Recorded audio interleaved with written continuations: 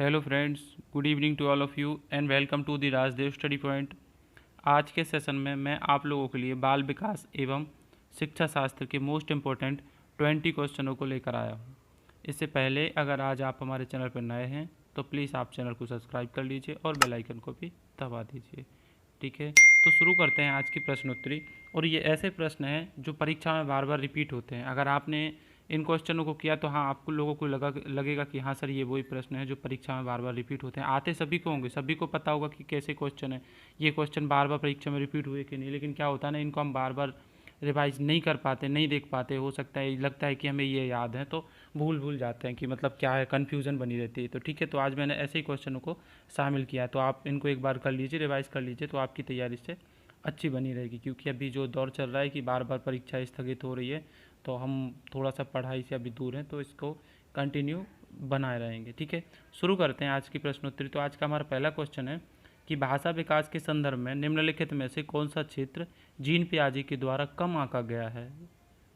क्या बोला जा रहा है कि जीन पियाजे के द्वारा कम आंका जा रहा है, तो कौन सा क्षेत्र जिसको जीन पियाजे ने कम आंका है, किसको कम माना है, बताना है आपको। जीन पियाजे के द्वारा, आपको ये भी याद रखना है किसके द्वारा पूछा जा रहा है, जीन पियाजे की। तो अहम केंद्रित भाषा को कम आंका है, विद्यार्थी द्वारा संक्रियात्मक रचना को कम आंका है, अनुवांशिकता को कम आंका है, या सामाजिक अंतःक्रिया को कम आंका है। तो बताना है इसमें कि क्या आंसर सही हो जाएगा। तो बताइए, सही आंसर का चयन करना आप लोग। तो सामाजिक अंतःक्रिया की बात किसने की थी, वाइगोत्स्की ने की थी। बाकी इसको सभी ने जीन पियाजे को, सभी को महत्व दिया है जीन पियाजे ने, लेकिन सामाजिक अंतःक्रिया की बात किसने कही थी, लियो वाइगोत्स्की ने कहा था। ठीक है, तो इसका सही आंसर क्या हो जाएगा, ऑप्शन नंबर 4, सामाजिक अंतःक्रियाएं। ठीक है, आगे चलेंगे, नेक्स्ट क्वेश्चन को देखेंगे। हमारा अगला क्वेश्चन है मानव विकास है। बताना है कि मानव विकास क्या है, कैसा होता है मानव का विकास। बताइए क्या इसका सही आंसर होगा। मात्रात्मक, गुणात्मक, कुछ सीमा तक आम आदमी। ये सॉरी, यहाँ पे टाइप गलती हो गई है, गलती से यहाँ पे टाइपिंग मिस्टेक हो गई, मैं इसको ठीक कर दे रहा। 1 मिनट, कहाँ मिस्टेक है, लो ठीक कर दिया। ये थोड़ा सा यहाँ पे टाइपिंग में मिस्टेक हो गई थी। तो बताना है आप लोगों को कि मानव विकास है, मात्रात्मक होता है, गुणात्मक होता है, कुछ सीमा तक अमापनीय होता है, या फिर 1 और 2 दोनों ही सही आंसर हैं। बताइए कि मानव विकास कैसा होता है, इसका सही आंसर का चयन करना है। तो सभी को दिख रहा होगा कि मात्रात्मक भी होता है, गुणात्मक भी होता है। तो इसका सही आंसर क्या हो जाएगा, ऑप्शन नंबर 4, 1 और 2।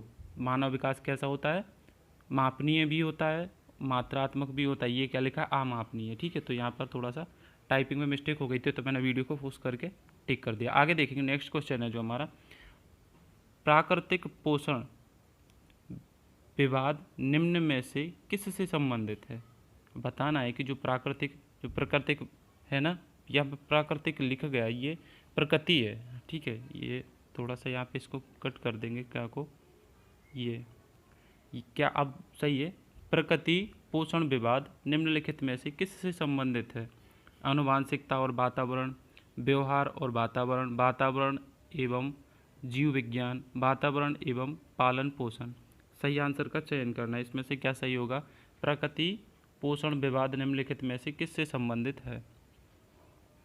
तो सभी ने देखा होगा, हमेशा से कन्फ्यूजन बना रहता है। कोई बोलता है कोई वातावरण को महत्व देता है, तो कोई वंशानुक्रम को महत्व देता है। तो ठीक है, ये हमेशा क्या विवाद के वो बने रहे हैं कि कोई बोलता है कि आनुवांशिकता ज़्यादा महत्व निभाती है, कोई बोलता है कि वातावरण ज़्यादा निभाता है। ठीक है, तो इसका सही आंसर क्या होगा, ऑप्शन नंबर 1, वातावरण और वंशानुक्रम। ठीक है, आगे देखेंगे, नेक्स्ट क्वेश्चन को चलेंगे। नेक्स्ट क्वेश्चन है हमारा, निम्न में से कौन सी सामाजिकरण की निष्क्रिय एजेंसी है। निष्क्रिय बताना है आपको, क्या स्वास्थ्य क्लब है, परिवार है, इको क्लब है, या फिर सार्वजनिक पुस्तकालय है। तो बताना है इसका सही आंसर क्या होगा कि निष्क्रिय, सॉरी प्रश्न को देखेंगे यहाँ पे, निष्क्रिय एजेंसी बताना। निष्क्रिय एजेंसी किसे कहा गया, तो स्वास्थ्य क्लब तो नहीं है, परिवार तो नहीं है, इको क्लब नहीं है।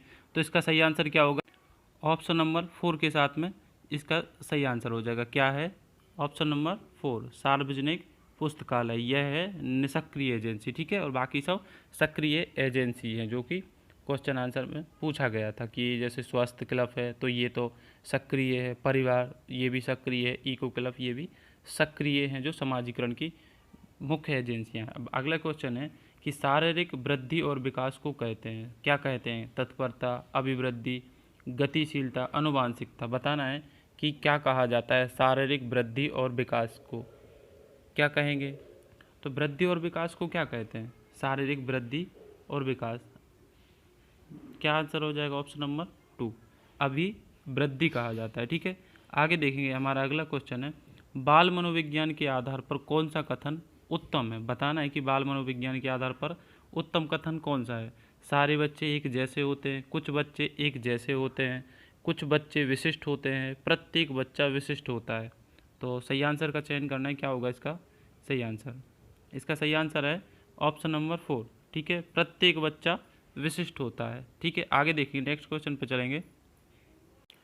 हमारा अगला क्वेश्चन है कि बाल विकास में प्रक्रिया पर बल दिया जाता है, वातावरण की भूमिका पर बल दिया जाता है, और आगे देखेंगे गर्भावस्था से किशोरावस्था तक का अध्ययन होता है, उपरोक्त सभी।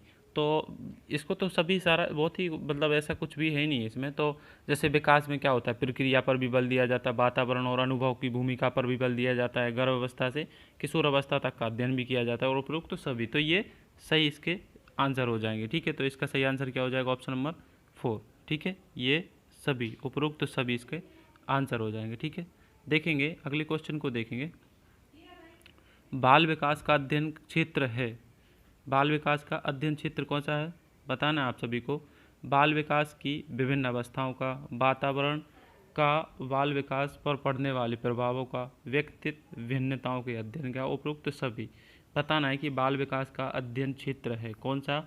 बाल विकास का अध्ययन क्षेत्र है, बताइए सही आंसर क्या हो जाएगा? बाल विकास की विभिन्न अवस्थाओं का अध्ययन है, वातावरण का बाल विकास पर पड़ने वाले प्रभाव का अध्ययन है, व्यक्तिगत भिन्नताओं का अध्ययन, या उपरोक्त सभी। तो इसका सही आंसर क्या होगा?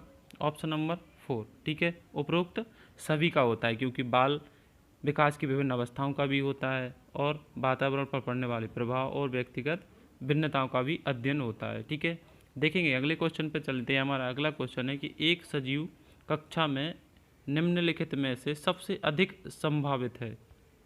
क्वेश्चन को फिर से पढ़ेंगे थोड़ा सा। एक सजीव कक्षा स्थिति में निम्न में से सर्वाधिक अधिक संभावित है, मतलब अगर कक्षा को सजीव बनाना है तो सबसे अधिक क्या करना चाहिए? बताना है।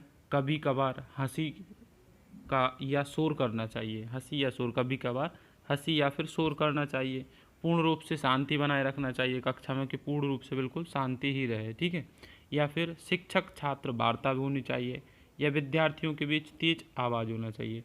तो क्या करोगे आप कक्षा को सजीव बनाने के लिए कि बच्चे सक्रिय रहें? तो कभी कभार हंसाओगे तो इससे तो सक्रिय तो नहीं होंगे, जो आप समझाना चाह रहे हो वो तो नहीं समझ पाएंगे, और पूर्णतः शांति ये भी गलत है, और विद्यार्थियों की तेज आवाज़ में वार्ता ये तो कोई मतलब भी नहीं है। तो इसका सही आंसर क्या हो जाएगा? ऑप्शन नंबर 3, शिक्षक छात्र वार्ता। ठीक है, तो ये इसका सही आंसर हो जाएगा। देखेंगे अगले क्वेश्चन पे चलेंगे। शिक्षा का उद्देश्य है, बताना है कि शिक्षा का उद्देश्य क्या है? अच्छा नागरिक बनना उद्देश्य है क्या?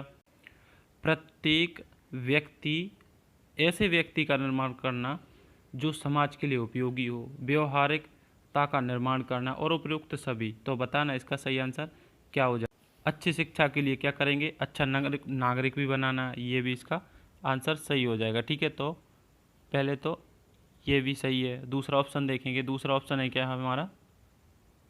दूसरा ऑप्शन है ऐसे व्यक्तियों का निर्माण करना जो समाज के लिए उपयोगी हैं, ये भी बिल्कुल सही है। ऐसे ही व्यक्ति, अगर मतलब शिक्षा का उद्देश्य क्या होता है कि ऐसे व्यक्तियों का निर्माण करना जो मतलब समाज के लिए उपयोगी भी हो, और व्यवहारिकता का निर्माण करना, ये भी सही बात है। तो इसका सही आंसर क्या हो जाएगा? ऑप्शन नंबर 4, ये सभी होंगे। ठीक है, आगे देखेंगे। प्रयोगात्मक विधि को सर्वप्रथम प्रस्तावित किया, तो बताना कि प्रयोगात्मक विधि का सर्वप्रथम किसने बताई थी, किसने इसका अध्ययन किया था? बताइए। जुड, राइस, क्रेमन और विलियम वुंट, या कॉमिनियस और ड्रेवर। सही आंसर का चयन करना है। इसका सही आंसर क्या हो जाएगा? प्रयोगात्मक विधि किसकी है? सबसे पहले किसने बताया था? सही आंसर का चयन कीजिए। प्रयोगात्मक विधि, तो इसका सही आंसर क्या हो जाएगा? Option number C, William Wundt ने प्रयोगात्मक का अध्ययन किया था। ठीक है, प्रयोगात्मक विधि का सर्वप्रथम अध्ययन विलियम वुंट ने किया था। ठीक है, अगले क्वेश्चन पे चलेंगे। हमारा अगला क्वेश्चन देखेंगे, इसके छोड़ साइज कर दे। निम्न में से कौन सा सिद्धांत कार का यह मत स्पष्ट करता है कि बच्चे अपनी वृद्धि और विकास हेतु कठोर अध्ययन करते हैं? किसने कहा था कि बच्चे अपने विकास के लिए,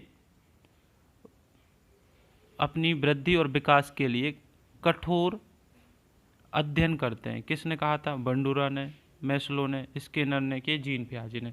बताइए सही आंसर क्या हो जाएगा? किसने कहा था? तो सभी को पता होगा इस कथन के बारे में, किसने कहा था?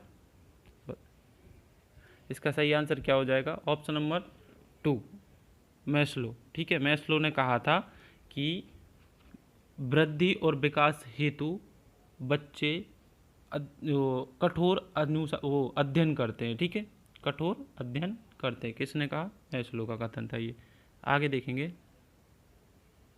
हमारा अगला क्वेश्चन है कि बच्चे को सांस्कृतिक रूप से प्रारंभिक ज्ञान की आवश्यकता होती है, यह तथ्य निम्न में से किस व्यक्ति से संबंधित है? किस व्यक्ति ने कहा था? बताना ये किस व्यक्ति का कहना था कि सांस्कृतिक रूप से प्रासंगिक ज्ञान की आवश्यकता होती है? किसने कहा था? सांस्कृतिक रूप से किसने कहा था?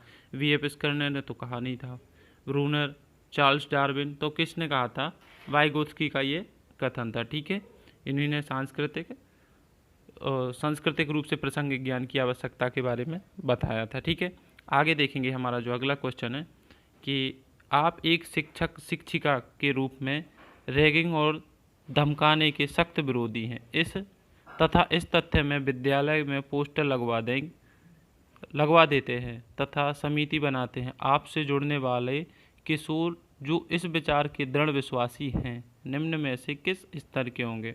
सभी ने पढ़ा होगा नैतिक विकास का सिद्धांत। किसका है? लॉरेंस कोहलबर्ग का। तो उसमें पूछा जा रहा है कि आप एक अगर शिक्षक और शिक्षिका के रूप में अगर हो तो रैंकिंग और धमकाने के सख्त विरोधी भी हो, तथा इस संदर्भ में विद्यालय में पोस्टर भी लगवा देते हैं। आप क्या करते हैं? पोस्टर लगवा देते हैं और समिति भी बनवा लेते हैं। इससे जुड़ने वाले किशोर, तो उन किशोर विश्वास भी करते हैं, तो वो किस स्तर के होंगे? तो इसमें एज ही पूछी जा रही है वैसे कि किशोर की एज मतलब कितनी होगी, समथिंग बताना है आप लोगों को। इसका सही आंसर का चयन करना है कि आपसे जो जुड़ने वाले हैं रैगिंग के और धमकाने के सख्त विरोधी हैं, क्योंकि वो आपसे भी जुड़े हुए हैं। तो सही आंसर क्या होगा इसका? बताइए, सही आंसर का चयन करना है आप लोगों को। इसका सही आंसर हो जाएगा ऑप्शन नंबर सी, मतलब 3। ऑप्शन नंबर 3 हो जाएगा, उत्तर परंपरागत स्तर। ठीक है, ये इसका सही आंसर हो जाएगा। ठीक है, आगे देखेंगे। हमारा जो अगला क्वेश्चन है कि छिपी हुई वस्तु ढूंढ निकालना इस बात का संकेत है कि शिशु निम्नलिखित में से किस संज्ञानात्मक कार्य में दक्षता प्राप्त करने लगा है?